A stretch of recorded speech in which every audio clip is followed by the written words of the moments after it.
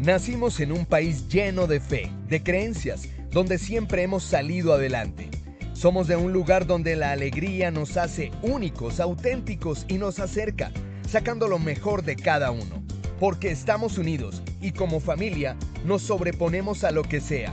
Los colombianos nunca estamos solos, siempre nos acompañamos, trabajamos juntos para lograr nuestras metas y esa solidaridad nos llena de orgullo. Somos parte de esta tierra y la vivimos con el optimismo que nos representa. Y es que Colombia nos pertenece, la felicidad que nos caracteriza nos pertenece, las ganas de ayudar nos pertenecen, el optimismo nos pertenece, la vida nos pertenece. Y la única aseguradora que es de todos los colombianos, no puede ser la excepción, Positiva nos pertenece. Por esto y mucho más, Colombia vive Positiva. Muy buenas tardes para todos nuestros asistentes. Reciban un cordial saludo desde Positiva Compañía de Seguros y Positiva Educa. Soy Angélica Cortés, quien los acompañará el día de hoy con la acción educativa de la Comunidad Nacional de Conocimiento en Medicina Preventiva y del Trabajo, con la temática titulada Sesión 6, Seguimiento de Trabajadores con Enfermedades Crónicas. Para dar inicio, le damos la bienvenida a nuestro experto de la comunidad, el doctor Cristian Alonso Ramírez. Él es médico cirujano, magíster en educación e investigación cualitativa, especialista en administración de salud ocupacional, tecnólogo de higiene y seguridad industrial, asesor internacional, profesor de posgrado y maestrías de diferentes universidades nacionales e internacionales. Doctor Cristian, muy buenas tardes y bienvenido. Buenas tardes, Angélica, ¿cómo estás? Ingeniero, y para todos ustedes hoy que están asistiendo a nuestra conferencia de la comunidad de medicina preventiva y del trabajo. Interesante e importante el tema de que estamos ya en nuestra sexta sesión de seguimiento de las enfermedades crónicas a nivel del sistema de gestión de seguridad y salud en el trabajo. Vamos a ver cómo esto encaja dentro de nuestros procesos y cómo ayuda a la salud y seguridad en el trabajo. En nuestra ruta del conocimiento, nuestra próxima sesión será del papel de las condiciones sociales del trabajador en la salud del mismo, como otro de los determinantes de salud. Pero primero, procedamos a nuestra primera evaluación con Angélica. Angélica. Claro que sí, doctor Cristian. Bueno, muchas gracias. Les recordamos a nuestros asistentes que a lo largo de esta acción educativa realizaremos dos sondeos, uno al inicial y otro al finalizar. El objetivo del sondeo inicial es saber con qué conocimientos llegan nuestros asistentes y el objetivo del sondeo final es saber con cuáles se retiran. Bueno, vamos a dar inicio entonces con la primera pregunta.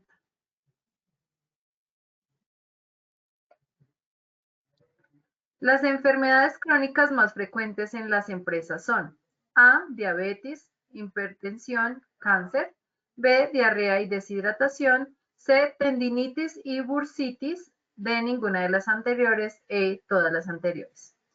Vamos a darles unos segundos a nuestros asistentes para que seleccionen la respuesta que consideran correcta. Bueno, vamos a conocer el resultado de esta primera pregunta. A, diabetes, hipertensión y cáncer, 38%, B, diarrea y deshidratación, 4%, C, tendinitis y bursitis, 18%, de ninguna de las anteriores, 2%, E, todas las anteriores, 38%. Vamos con la segunda pregunta.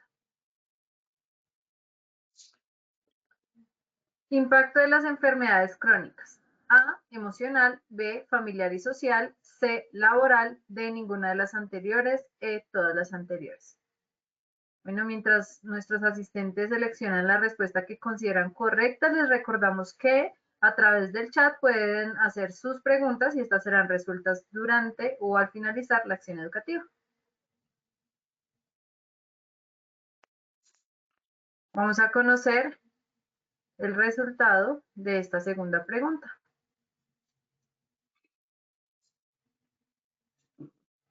A, emocional, 3%, B, familiar y social, 7%, C, laboral, 7%, D, ninguna de las anteriores, 0%, E, todas las anteriores, 83%.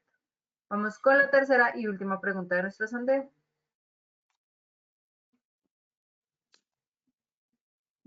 El impacto laboral puede ser A, limitaciones funcionales, B, incapacidades y recomendaciones laborales, C, invalidez, D, ninguna de las anteriores, E, todas las anteriores.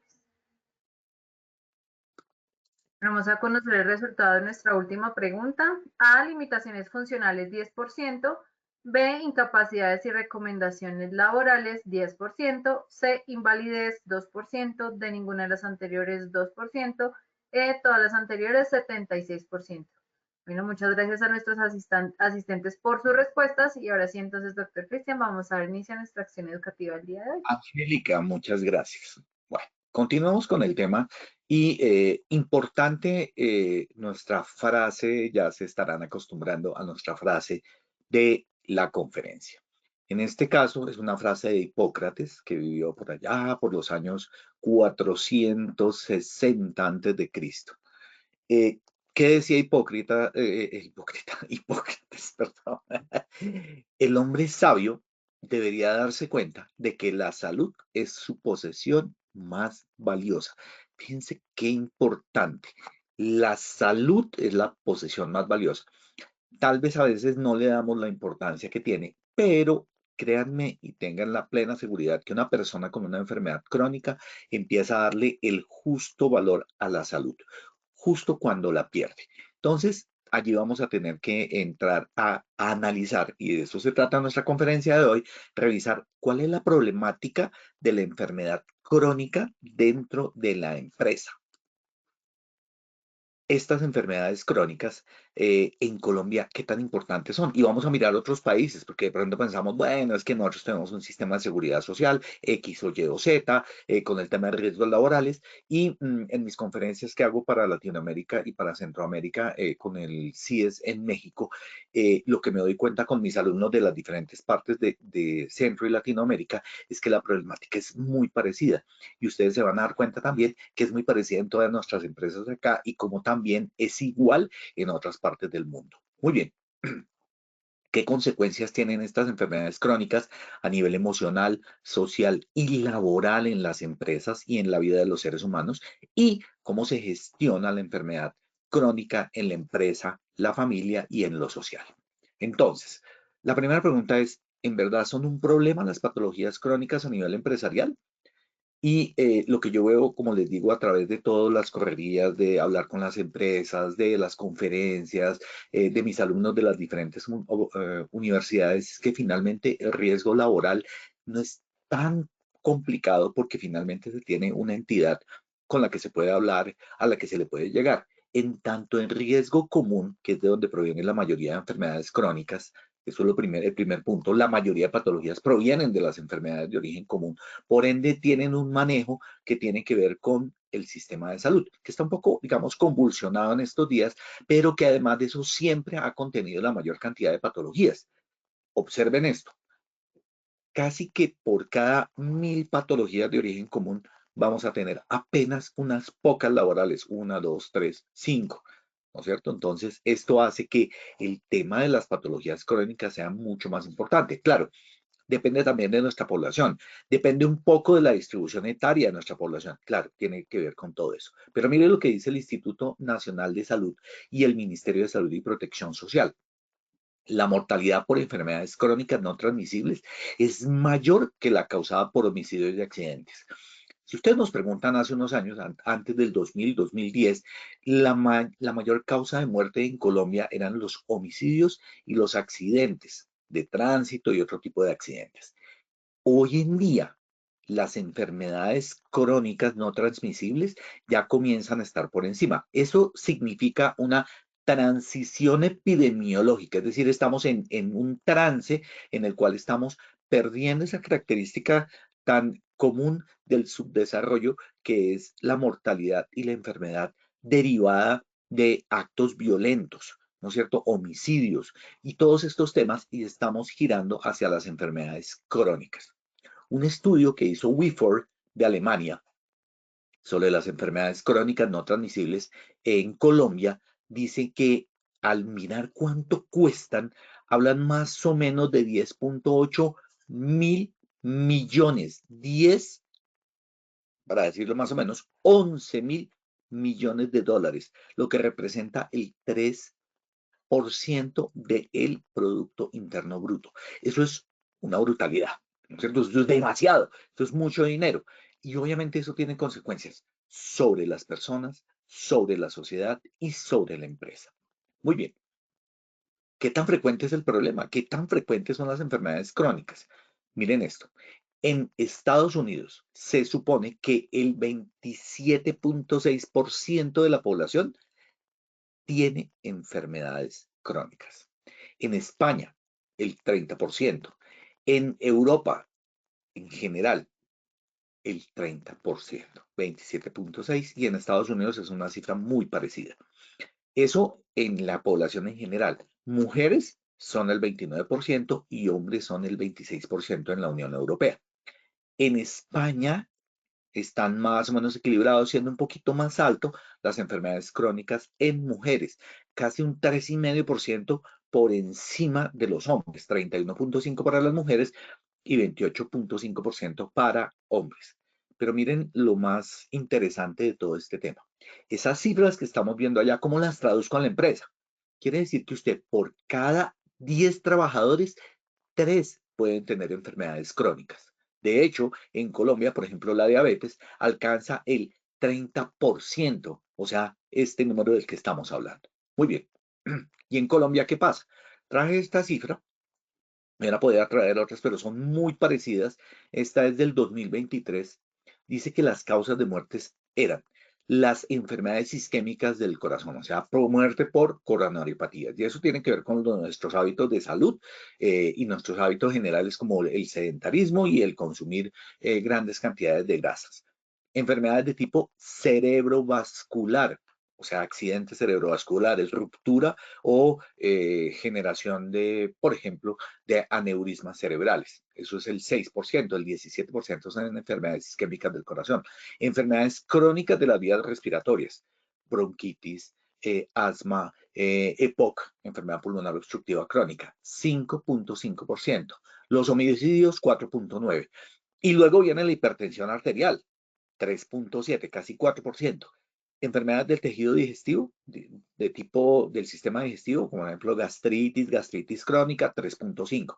Infecciones respiratorias agudas, el 3.3. Y el resto de enfermedades, 3.1. Y los accidentes de transporte, 3.1. Aquí la mortalidad fue sustituida en gran parte por, estas enfermedades de tipo crónico no transmisible. Muy bien. Ahí este artículo lo traje de Cielo también y habla de México, por hablar de cualquier país, porque encontré varios artículos, pero este me pareció muy interesante. Y se habla del nuevo paradigma para ellos de la responsabilidad social corporativa por el aumento de las enfermedades crónicas y degenerativas. ¿Esto qué quiere decir? Que hay un aumento exponencial. Exponencial significa no que está sumando, sino que se está multiplicando, está aumentándose de una manera impresionante las enfermedades crónicas y degenerativas.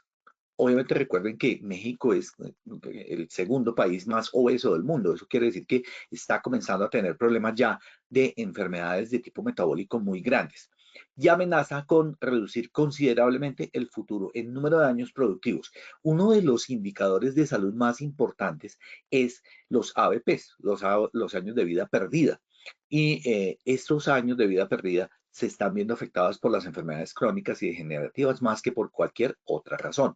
Muy bien, ante la amenaza de que su fuerza laboral se vea afectada por el aumento de la prevalencia de estas enfermedades crónico-degenerativas, las corporaciones necesitan considerar la posibilidad de intervención. Es decir, le están diciendo a las empresas, el sistema de seguridad social es un poco más como el que teníamos antes ellos tienen el Instituto Mexicano de Seguros Sociales y ellos hacen la vigilancia, pero ya le están comenzando a decir al empleador, oiga, considere el tema de las enfermedades crónicas y cómo usted puede colaborar en ese manejo.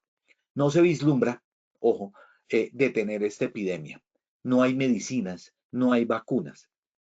Hay que pensar de una manera anticrítica frente al tema, con intervenciones que no tengamos antes. ¿Por qué? Porque yo ya, sí, claro, usted tiene la hipertensión arterial. Yo le puedo dar medicinas para la hipertensión arterial.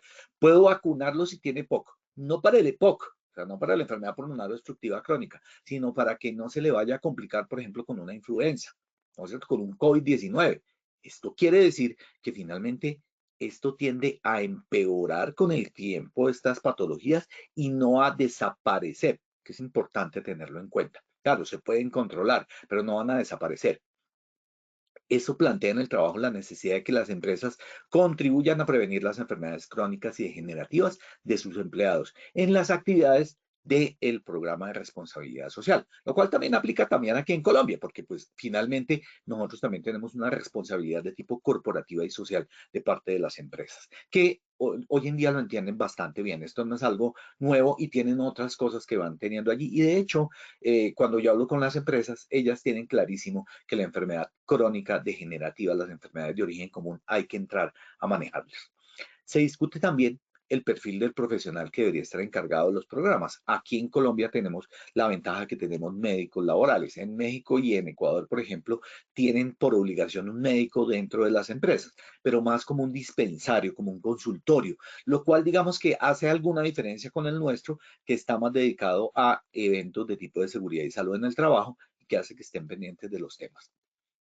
Otro punto importante en relación con la enfermedad crónica tiene que ver con la carga de enfermedad. ¿Cuáles son las principales cargas de enfermedad? Entonces ustedes ven allí la imagen y hablan de hipertensión, bronquitis, depresión y diabetes, pero recuerden que esto es multienfermedad, es decir, un paciente puede tener, por ejemplo, una hipertensión y una diabetes, o una hipertensión y un problema coronario.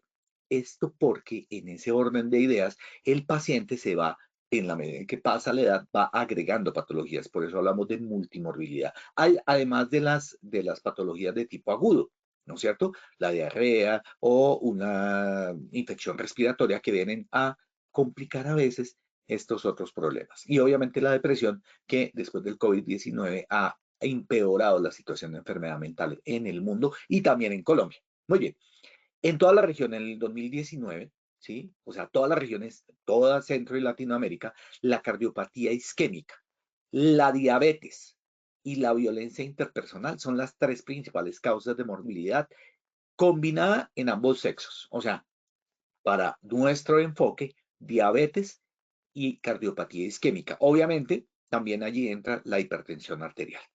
Las 15 causas más frecuentes de carga de enfermedad son las enfermedades transmisibles. O sea, estas dos están dentro de las principales causas.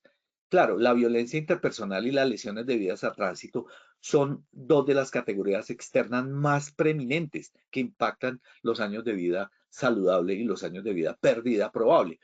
Pero fíjense que dentro de las dos primeras tenemos la diabetes y la cardiopatía isquémica, lo cual nos deja en un panorama un poco preocupante. Pero, ¿qué es lo que tenemos que saber? Y como ustedes saben, nuestra población está tendiendo a envejecer. Eso es bien interesante. Envejecer no porque todos llevamos a nuestra vejez, no, es porque en general el promedio poblacional, que es una pirámide, como se construye y se ve la pirámide poblacional, era muy ancha en la base. Hoy en día estamos comenzando a adelgazar la base, es decir, está disminuyendo la natalidad y está aumentando la esperanza de vida. ¿Con eso qué sucede? Que la gente se enferma más porque tenemos más personas de más edad. Bueno, entonces es clave el tema de las enfermedades crónicas no transmisibles. Este es un estudio del Banco de la República, les dejo la referencia, y lo que dice este estudio del Banco de la República es que las enfermedades crónicas no transmisibles más prevalentes en Colombia son la enfermedad cardiovascular, como infartos del corazón, como ataques cerebrovasculares y la hipertensión arterial, que es muy importante. Después viene la diabetes mellitus. Obviamente estamos hablando de la diabetes tipo 2. Tipo 2 es que no se da en la juventud, sino se da en épocas posteriores. Enfermedades crónicas respiratorias como los neumópatas crónicos, es decir, los que han fumado cigarrillo, las mujeres y hombres que cocinaron con carbón, la exposición al ambiente con mucho material particulado. Entonces estamos hablando de enfermedad pulmonar obstructiva crónica y de asma. El cáncer, clarísimo, en la medida en que nuestra población aumenta la edad, aumenta el cáncer. Y la enfermedad renal de tipo crónico, es decir, el daño del riñón. Pero es que hay una cosa interesante aquí, y es que la diabetes y la hipertensión tienden a generar daño renal. Entonces, ese daño renal es secundario a la diabetes y a la hipertensión. En su mayoría, claro, puede haber que no se sepa el origen específico o que sea, por ejemplo, por una infección o un daño directo renal. pero las dos causas más conocidas como secundarias son la diabetes mellitus y la hipertensión arterial para el daño renal. Muy bien, en ese orden de ideas y continuando con nuestro discurso del tema, tenemos que hay formas en que ya en el mundo en el mundo, por no hablar de Colombia, ahorita hablamos en el entorno colombiano en lo laboral, se hace gestión de las personas con enfermedad crónica en el entorno laboral. Se los dejo acá, tiene que ver con el manejo de las enfermedades crónicas que proponen en la Unión Europea, específicamente en este caso en España, donde dicen que el impacto que producen las enfermedades crónicas en el ámbito laboral es muy alto. Ya vamos a ver cuál es ese impacto, que se necesitan, o sea, que las necesidades más bien de las personas que tienen enfermedad crónica para lograr esa integración del equipo de trabajo cambian y que hay que mirar cuáles son, que hay un impacto emocional y social que produce cambios en el entorno laboral. O sea, no es solamente que la persona tenga su enfermedad crónica. Claro, también tiene su problema emocional, como lo estamos viendo,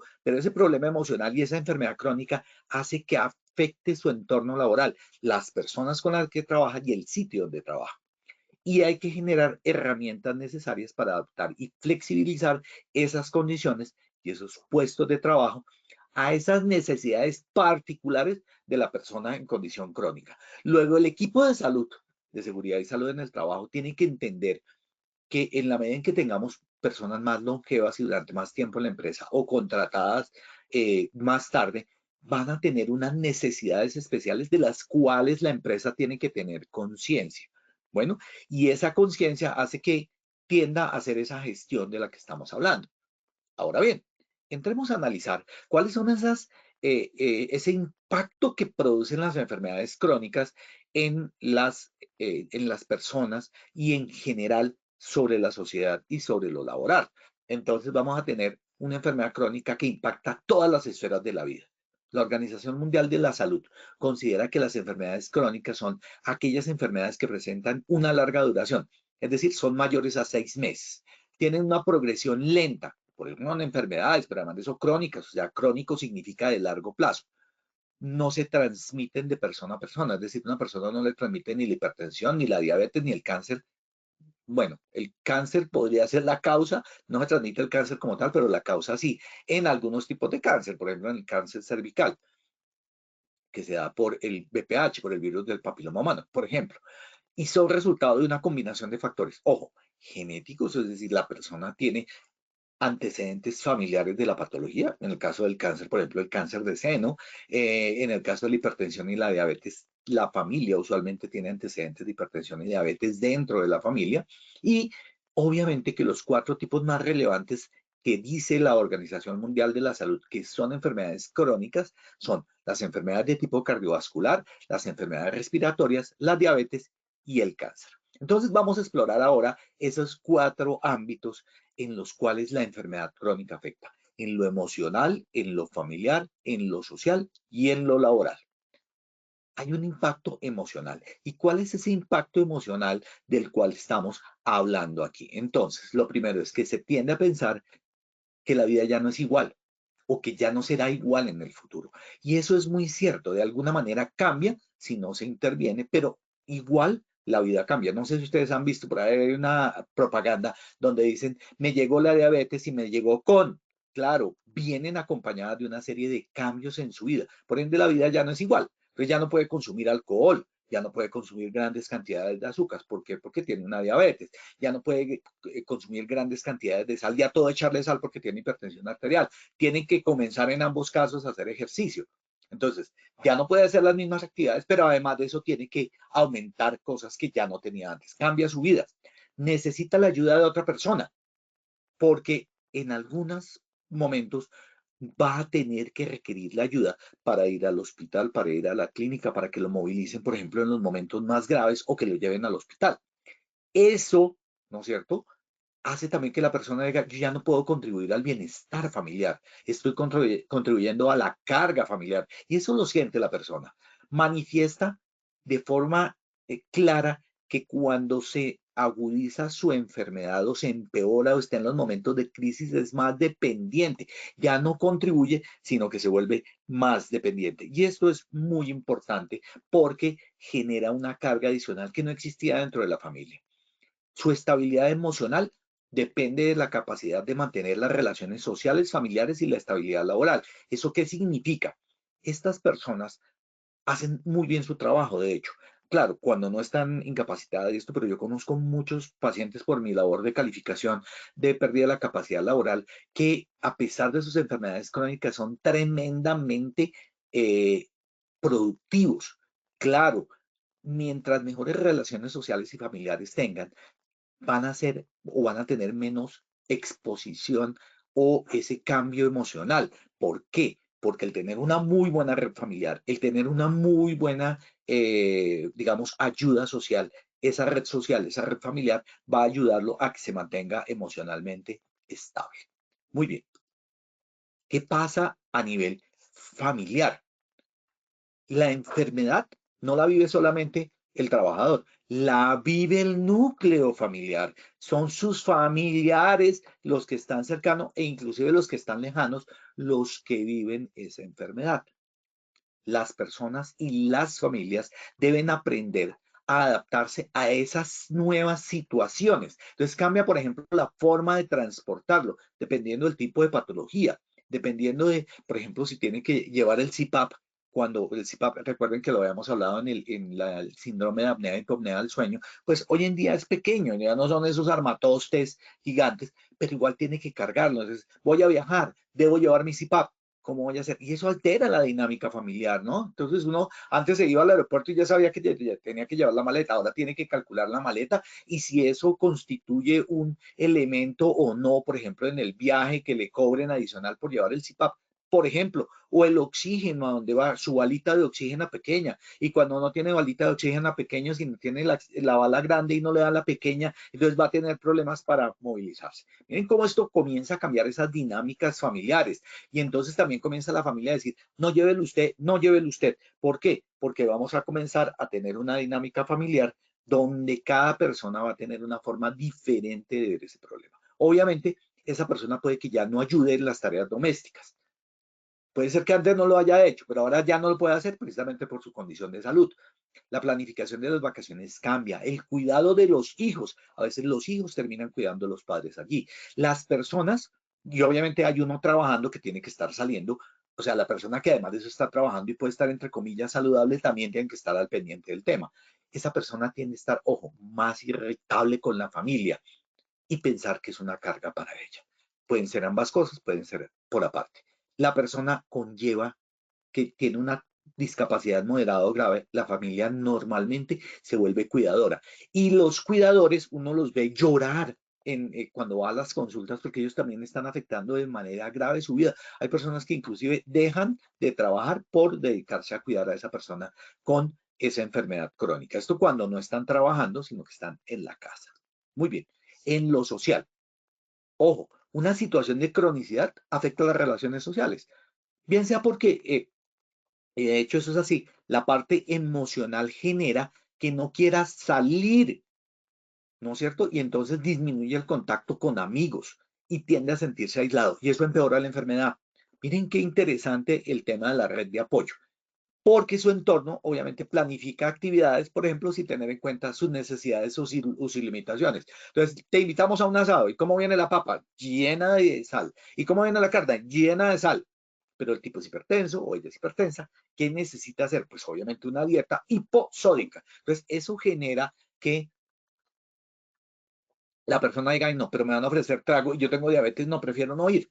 Eso hace y genera aislamiento. En lo laboral, y aquí vamos a entrar mucho en el ámbito colombiano, y ustedes van a ver que aquí hay muchas cosas. Entonces, lo primero es, tiene unas implicaciones en la esfera laboral a causa de la sintomatología y las limitaciones. Es decir, la persona tiene síntomas y esos síntomas se manifiestan en el trabajo fuera de él. Es igual, tiene limitaciones.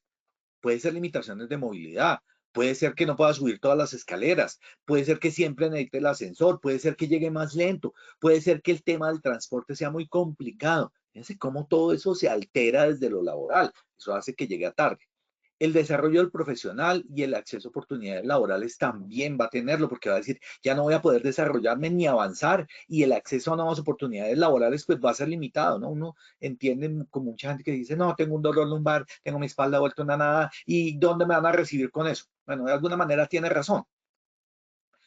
Las preocupaciones a consecuencia o sobre el desempeño también son importantes, porque la persona dice, ya no estoy rindiendo igual, me pueden despedir o no me están adaptando el puesto de trabajo que yo necesito para poder rendir porque tengo una limitación, soy tremendamente eficiente y efectivo, pero tengo problemas de adaptación del puesto de trabajo. En una encuesta que se hizo en la plataforma de organizaciones de pacientes del 2002, el 30% de las personas solicitaban mucha información sobre cómo gestionar o una incapacidad permanente parcial, en general una calificación de pérdida de capacidad laboral o una calificación de invalidez, y hay que tener en cuenta que estas patologías siempre tenían un pronóstico desfavorable en la evolución. Cuando no es que se equivocan en ese tipo de pronósticos, porque uno lo ve con mucha frecuencia, algunas EPS dicen, no, él no tiene un pronóstico desfavorable, pero vamos, está mal evaluada la patología, no tienen la gente para generar los conceptos de rehabilitación, entonces los están generando mal. Ahorita vamos a hablar un poquito de eso. Los pacientes no quieren perder su trabajo actual. Sin duda, ellos entienden que necesitan su empleo, pero necesita que las limitaciones que sufren sean tenidas en cuenta para poder pedir recomendaciones laborales y adaptar su puesto de trabajo o incluso cambiar de puesto de trabajo. Entonces, ¿cuáles son estas implicaciones laborales? Primero, la emisión del concepto integral de rehabilitación, que en el caso de riesgo común lo hace la EPS, o como se llamen, gestoras, o como se llamen en el futuro.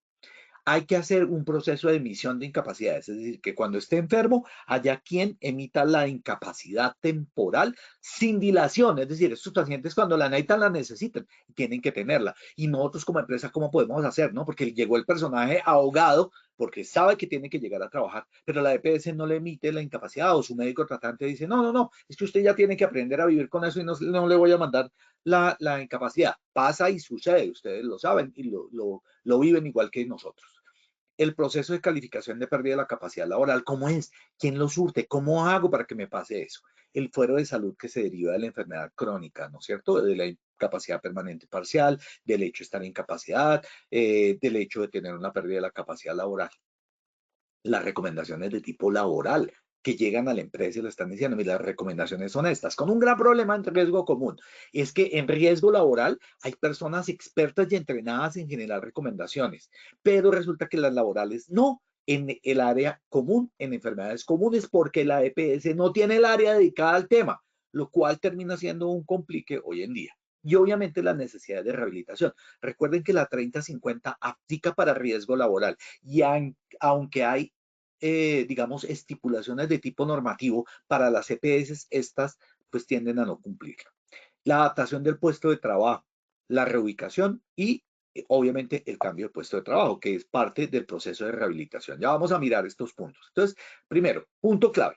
¿Cuesta o no cuesta en la empresa? Claro que sí. Hay unos costos directos, todos los costos médicos, de atención. Claro, eso lo cubre la EPS, pero resulta que digamos, el tener que reemplazar a esta persona allí, las horas perdidas de trabajo, el costo por incumplimiento o por dejar un producto, los gastos legales, las compensaciones, la rotación de personal, los costos de capacitación, son costos que no estamos viendo. Por eso ahí hay un iceberg y el iceberg ustedes saben que rompió el Titanic porque él no se estrelló con la parte superior, lo que lo destrozó es la parte inferior, es decir, los costos indirectos. Por eso se hace el símil o la imagen de el iceberg de costos. Muy bien, recuerden ustedes que en términos del proceso, cómo se hace la calificación, es muy importante tener en cuenta que, de acuerdo con el artículo 142 del decreto ley 019 del 2012, existen unas oportunidades. ¿Quién debe calificar? Califica igual la compañía de seguros que asegura a los fondos de pensiones, Colpensiones y el Seguro Social en su momento, las ARLs o ARPs hoy en día y las EPS o quien haga sus veces en el futuro. Esa es la primera oportunidad. O sea, ellos deben, cualquiera de ellos debe calificar. No significa que pase de Colpensiones a ARL y de ARL a EPS. Uno, cualquiera de ellos. Segundo, una primera instancia, que son las juntas regionales. Si yo no estoy de acuerdo con lo que me calificó cualquiera de ellas, yo puedo ir y pedir que se me lleve a juntas regionales de calificación de invalidez. Y la segunda instancia, si no estoy de acuerdo con la junta regional, es la junta nacional. Existen obviamente allí lo que llamamos unos recursos. El recurso de apelación frente a la misma instancia y el recurso de apelación frente al superior jerárquico, que en este caso sería la Junta Nacional. Al final, si no se resuelve el tema, ya queda lista la vía gubernativa y entraríamos a la justicia ordinaria laboral. Pero esa es, digamos, la forma en que hacemos la parte de calificación, que eso lo tenemos que tener muy claro para poder asesorar al trabajador. Nosotros vivimos cada día en esto. En las empresas nos toca llegar. De hecho, las empresas a veces tampoco lo saben muy bien y a veces el trabajador vuelve y nos pregunta el tema. Claro, es por esto. Recuerden este punto y uno debe poder asesorar al trabajador que está con una enfermedad crónica y que a veces la solución es esta. En ocasiones, y yo lo he visto en muchas empresas, las empresas hacen la calificación, la persona sale inválida y después lo recontratan para que haga eso, para lo cual está entrenado, está especializado y además de eso lo sabe muy bien. Entonces, esta es una buena vía, él queda muy tranquilo, a veces esa carga económica no ayuda mucho, pero teniendo ya resuelto el tema, pueden volver a ser muy productivos, inclusive en la misma empresa o ser contratados en otras empresas. Muy bien. Recuerden el tema de rehabilitación, la resolución 3050.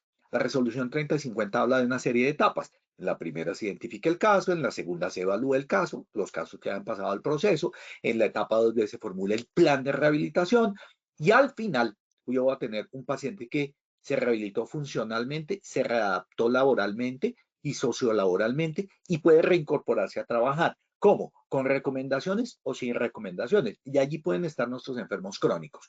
O puede haber una reconversión de mano de obra. Eso significa que puede irse a hacer otras labores distintas a las que hacía actualmente. Este proceso de rehabilitación dice que las empresas deben tener un reflejo de este programa en su empresa. ¿Por qué? Porque la empresa debe responder. Claro, aplica, como les decía, para riesgo laboral, pero si yo estoy trabajando en el riesgo laboral, simplemente hago mi vía para riesgo común y funciona muy bien. De hecho, las empresas tienen más problemas, como les digo, por el riesgo común que por el riesgo laboral. Ahora bien, ¿cuál es el deber de empresa o qué deben hacer la empresa? Obviamente que la empresa debe saber cuál es el cargo y las funciones y suministrarlo para el equipo de rehabilitación. Atender las recomendaciones laborales y las restricciones que se generan del proceso, ¿no es cierto? Y obviamente, por ejemplo, un paciente que tenemos es un convulsionador crónico, pues de noche no va a poder estar. Es una persona que tiene depresión, trabajos nocturnos, pues va a ser más complejo. Y aquí, dentro de este proceso que estamos hablando, el otro tema es que las empresas gestionan al interior un programa de rehabilitación para reincorporación laboral y ocupacional. Pero miren lo interesante, si ya lo tenemos para riesgo laboral, que también puede tener enfermedades crónicas, yo puedo hacer también lo mismo para las enfermedades crónicas. Y obviamente, la idea es que garantice la participación de sus trabajadores. Muy bien. Y el otro tema clave, la articulación con los sistemas de vigilancia epidemiológica.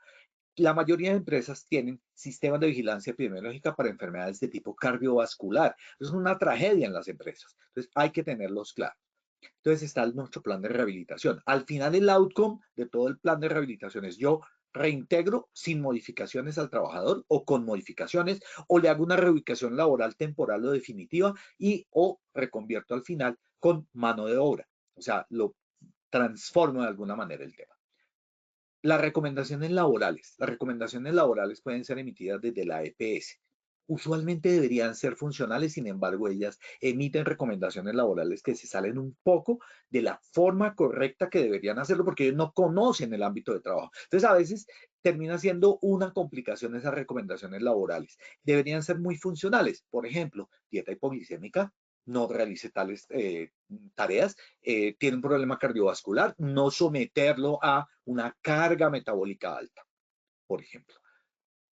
Las ARLs también las emiten, también son válidas, estas todas son válidas, y obviamente también son válidas la del médico que hace las evaluaciones médicas ocupacionales, que contempla lo común, de acuerdo con el decreto 2346, pero que tiene una labor muy importante en nuestro médico y es aterrizar estas recomendaciones que provienen de la EPS y de la ARL, sobre todo en temas de tipo crónico. Él tiene que aterrizar. Entonces, una intervención clave siempre será ayudarlo y recomendarle en términos de pérdida de la capacidad laboral cómo debe hacer. Las recomendaciones laborales, aterrizarlas en el puesto de trabajo. Entonces, recuerden además de eso que las recomendaciones laborales están en la resolución 0312 del 2019 y obviamente implica cómo estoy yo recibiendo de la EPS, de la ARL del médico tratante esas recomendaciones laborales y cómo adecuo el puesto de trabajo o hago el proceso de rehabilitación. Entonces, miren cómo el sistema de gestión de seguridad y salud en el trabajo se ancla y toma parte de la resolución 3050 en términos de rehabilitación y de la resolución 2346 que habla de evaluaciones médicas ocupacionales y que la traigo precisamente acá, donde habla que en las evaluaciones preocupacionales, cuando yo recibo al paciente, yo debo establecer las restricciones. Obviamente estoy hablando tanto de común como laboral y emito recomendaciones. Entonces, allí también, como les decía, se genera la recomendación. En el artículo 15 habla de las recomendaciones que deben ser pertinentes de acuerdo con el ambiente laboral, o sea, yo debo tener en cuenta el ambiente laboral y que el empleador debe adaptar, obviamente, esas condiciones de acuerdo con el tipo de trabajador que está recibiendo. Obviamente que hay unas, digamos, condiciones y funciones que debe tener este médico y obviamente cuando emita las recomendaciones debe definir si son permanentes o son temporales y debe definir si son pertinentes de acuerdo con el tipo de trabajo. Muy bien. ¿Qué tipo de recomendaciones existen? Pensándolo de manera genérica, yo he dividido las recomendaciones en tres. Las recomendaciones que salen del médico, del equipo de rehabilitación, de los médicos tratantes, que están allá viendo al paciente. Entonces, ellos emiten unas recomendaciones que deberían ser médicas y terapéuticas. Por ejemplo, dieta hipoglúcida, no sometimiento a cargas psicosociales, no trabajo nocturno porque el trabajo nocturno va a exacerbar, por ejemplo, la alteración del ciclo circadiano. ¿Recuerdan que hemos hablado de los ciclos circadianos?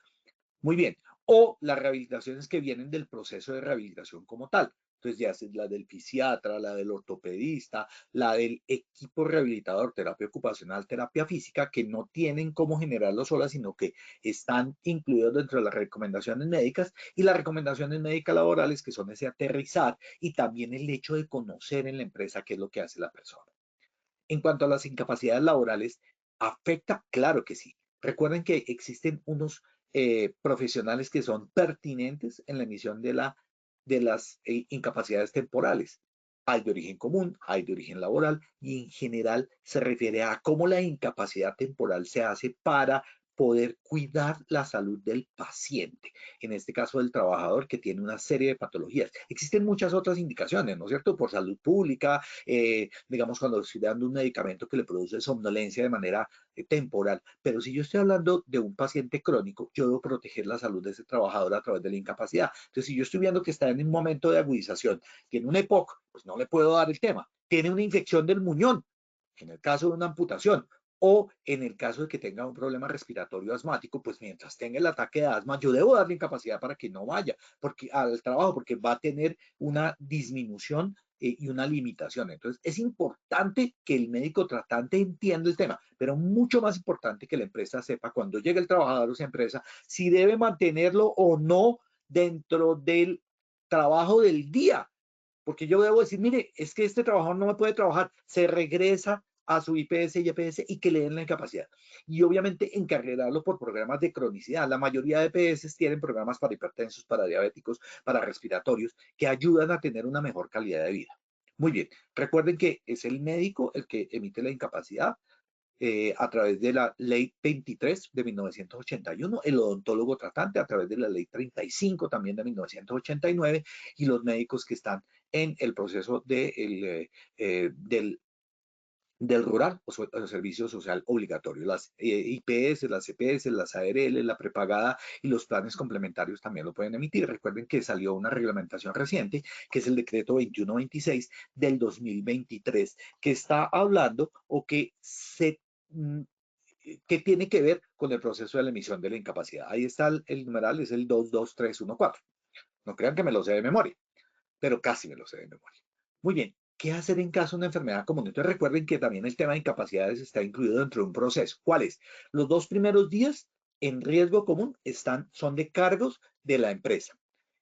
Del tercer día en adelante hasta el día 90 es a cargo de la EPS, pero se paga la totalidad, que es el 66%. Ojo, que es diferente. Del día 91 al 180 sigue pagándolo la EPS, pero al 50%. Recuerden que en salario mínimo esto no aplica porque el mínimo es el mínimo. Del día 181 al día 540 es el Fondo de Pensiones quien va a asumir ese pago de la incapacidad temporal.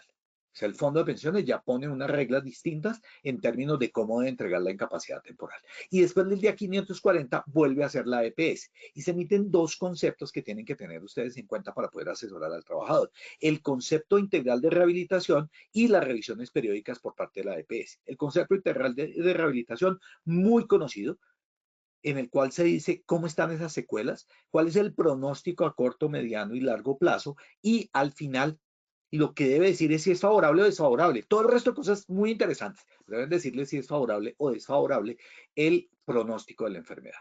Y este que es, desafortunadamente yo no he visto muchos, se llaman revisiones periódicas de incapacidad por enfermedad de origen común.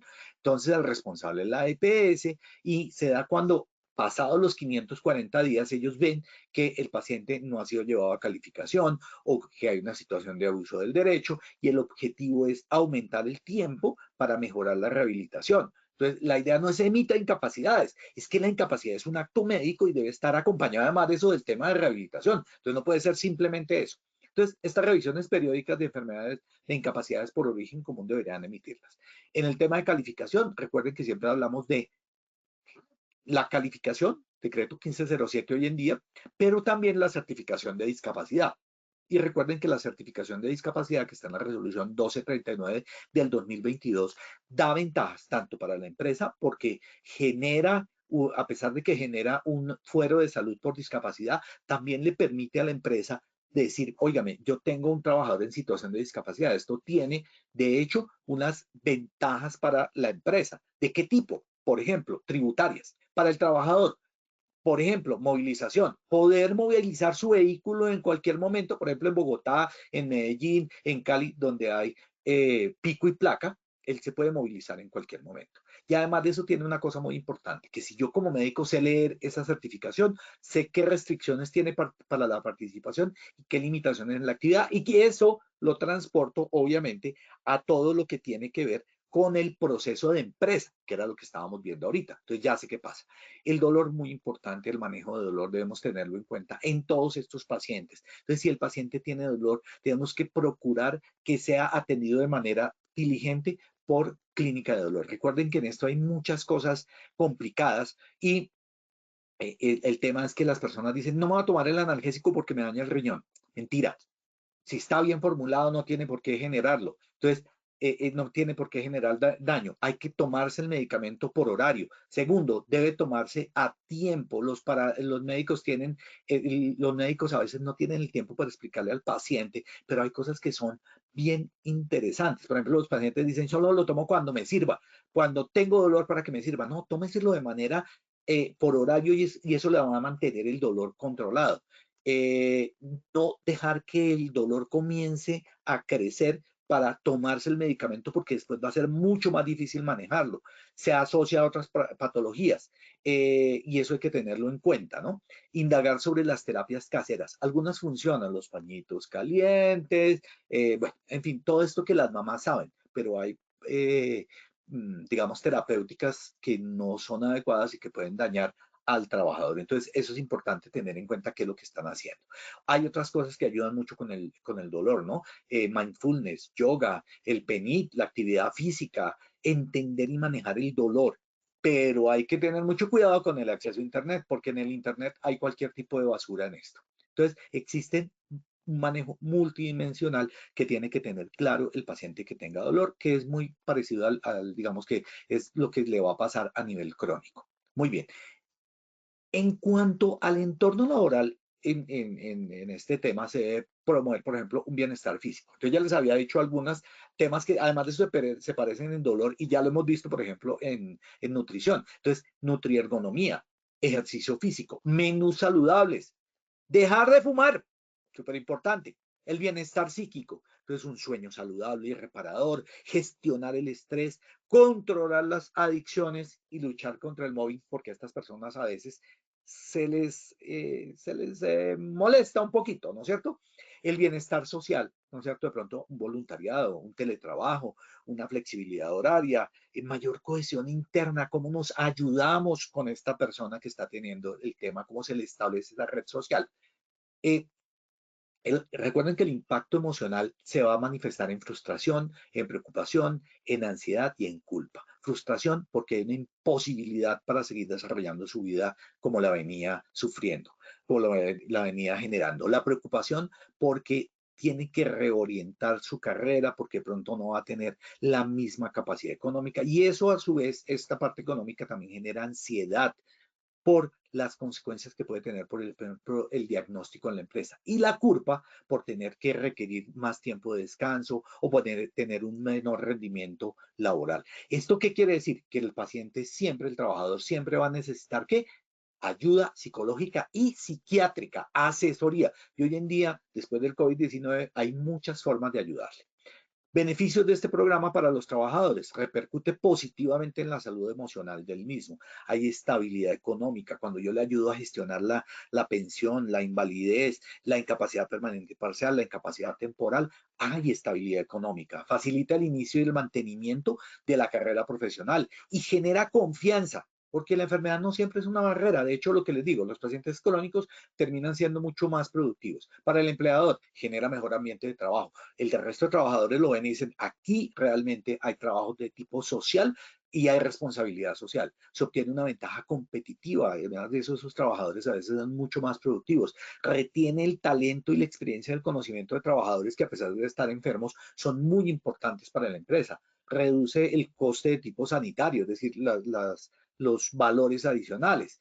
Evita coste legal y litigios, genera una imagen de responsabilidad de la empresa y aumenta el compromiso de los trabajadores que están viendo que esto se da allí. ¿Qué actividades debemos tener? Sensibilizar mediante charlas. El médico de empresa debe estar al pendiente y ligado a esos pacientes crónicos para poder ayudarlo y para poder asesorarlo, lo cual quiere decir que tiene que saber de este tema. Favorecer la reconversión laboral. Interesante el tema, implantar medidas de flexibilidad laboral. A veces el teletrabajo y esa flexibilidad ayuda en los horarios porque a veces el trabajador tiene dificultades para moverse. Entonces, de pronto, moverse a las 9 de la mañana y no a las 7 de la mañana puede ser mucho mejor. Puede ser que en algunas ocasiones haya que reducir el horario, no es lo ideal, pero puede ser instaurar adaptaciones técnicas, ¿no es cierto? Una persona ciega que tenga cómo leer con braille o tiene limitaciones de movilidad, que haya rampas, que haya ascensor, ¿no es cierto? Eliminar las barreras físicas. A veces no pensamos en estos trabajadores. Aquí está una bibliografía a lo largo de la conferencia, como ustedes saben, siempre les dejo todas las citas que hago, tienen una referencia bibliográfica de respaldo.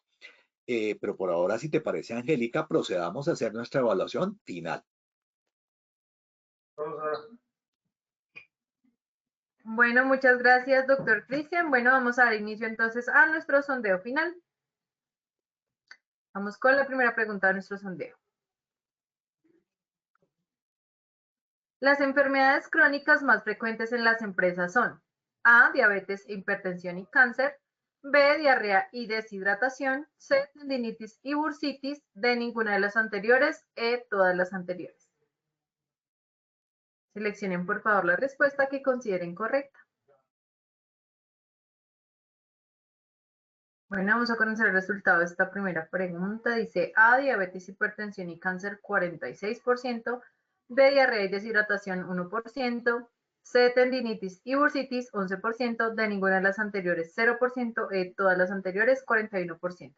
¿Cómo nos fue con estas respuestas, doctor Cristian? Muy bien, la respuesta correcta, recuerden, era diabetes e hipertensión arterial, pasamos de un 38 a un 46% con el doble de asistentes. O sea, sí, creo que sí, nos fue bien.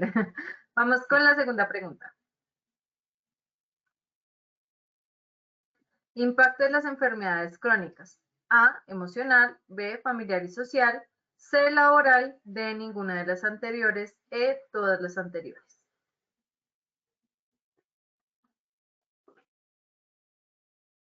Bueno, vamos a conocer el resultado de esta segunda pregunta. Dice A, emocional 3%, B, familiar y social 2%, C, laboral 2%, D, ninguna de las anteriores 1%, E, todas las anteriores 92%.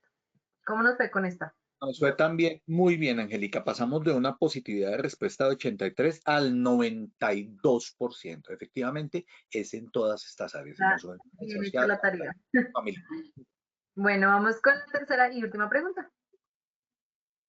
El impacto laboral puede ser A, limitaciones funcionales, B, incapacidades y recomendaciones laborales, C, invalidez, D, ninguna de las anteriores, E, todas las anteriores.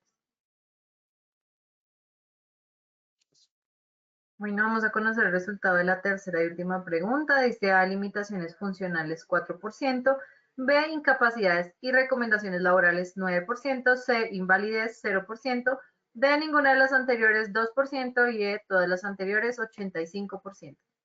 Bueno, También nos, Doc. también nos fue muy bien, Angélica. Pasamos de un 76% a un 85%. Efectivamente, todas esas son las posibilidades, ¿no? Invalidez, IPP, bueno, incapacidades, recomendaciones.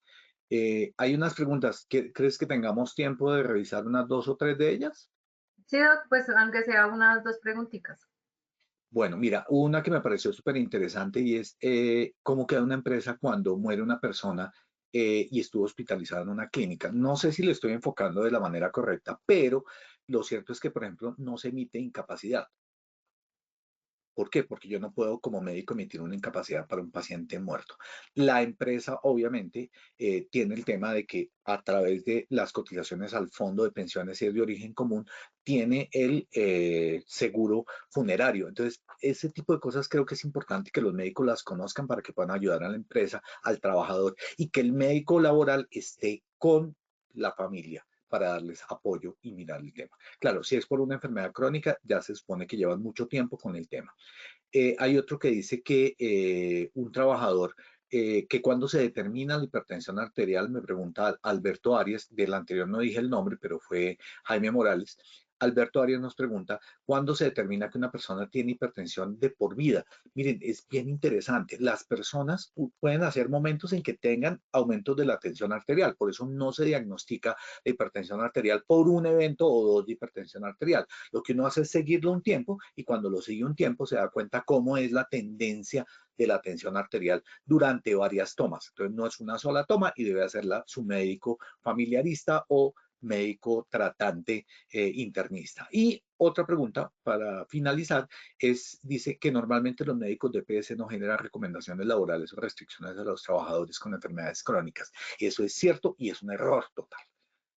Sí, digamos, el tema de la 30-50 no se pudo meter con EPS, pero no sabemos cómo sea en el futuro. Pero ustedes en sus empresas exijan que ese médico eh, genere las recomendaciones laborales, porque si ellos no las generan, ¿quién lo va a hacer? Ahora bien, el médico de empresa está también para eso.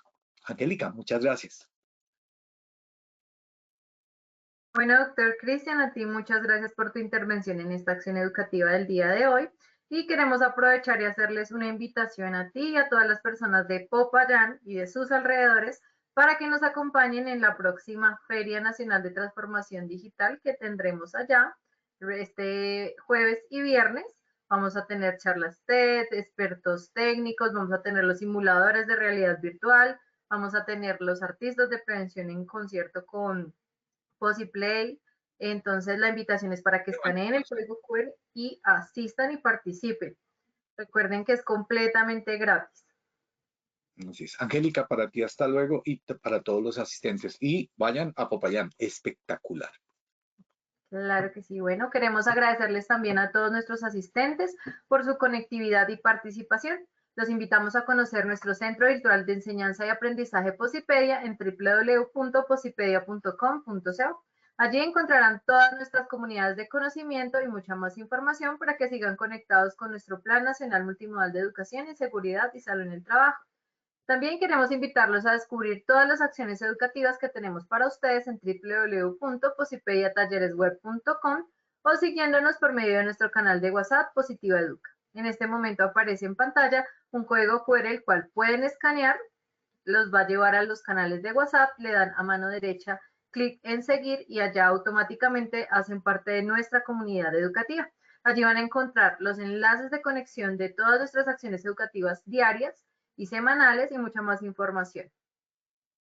También les recordamos a nuestros asistentes que el certificado de este evento web se generará para todos nuestros afiliados de 1 a 8 días hábiles después de terminada esta acción educativa y podrán acceder a él por medio de nuestro portal Posipedia en la sección Educate. Los dejamos a continuación con un video de una de las ferias que se han realizado en años anteriores para que ustedes tengan una idea de cómo son las ferias y se animen y participen. Que tengan una muy buena tarde.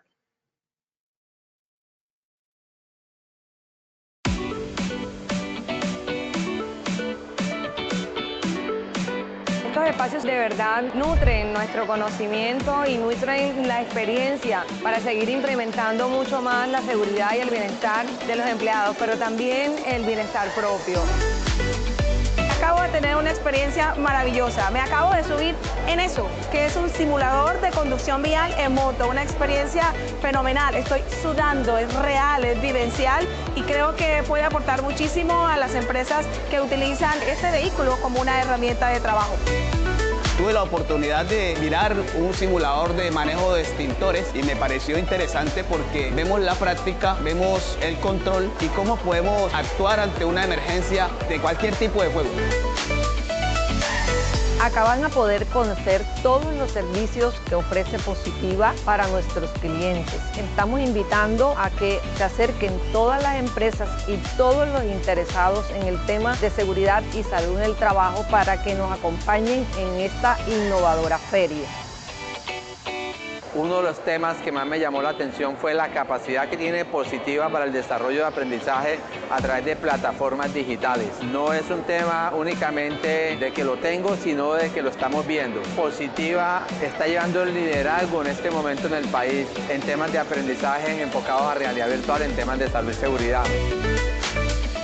Muy emocionada de visitar estos stands que nos aportan muchísimo a nosotros los psicólogos desde la parte mental, la cual pues tienen un plus tecnológico que me ayudan a mí a atender a mis pacientes, a los trabajadores del SENA de una mejor forma. Agradecida infinitamente. Desde la academia pues realmente lo que queremos es eso, la transformación de todo el concepto preventivo enfocado hoy en día a todas estas nuevas transformaciones digitales. Muchas gracias. Colombia, potencia de la vida.